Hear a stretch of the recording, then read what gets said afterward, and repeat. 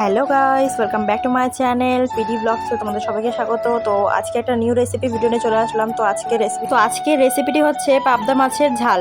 তো দেখতেই পেলে প্রথমে আমি আলু, পেঁয়াজ, টমেটোর, তারপরে রসুন সব কেটে রেখে দিয়েছি। তো তারপরে দেখো এখানে কড়াইয়ে তেল গরম হয়ে গেলে প্রথমে আলুগুলোকে ভালো করে ভেজে নিতে হবে, একটু লাল লাল করে, মধ্যে হলুদ লবণ দিয়ে ভেজে নিতে হবে।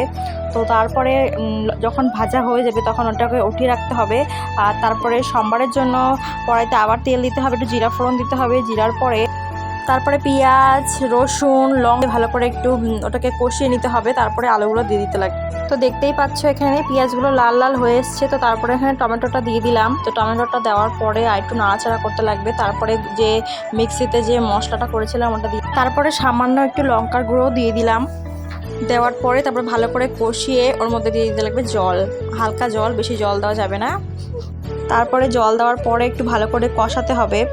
তো তারপরে ঢাকা দিয়ে দিলাম। ঢাকা দেওয়ার পরে এই যে পাবদা মাছগুলো দিয়ে দিতে লাগবে। তো দেখো, আর তারপরে 5 মিনিট ফুটিয়ে আমাদের রেডি পাবদা মাছের ঝাল। পাবদা মাছের ঝাল রেসিপিটি তোমাদের কাছে কেমন? ভিডিওটি কেমন লাগলো গাইজ? ভালো লাগলে please like, comment, share and subscribe করতে ভুলবেন না। দেখা হচ্ছে নেক্সট ভিডিওতে। বাই।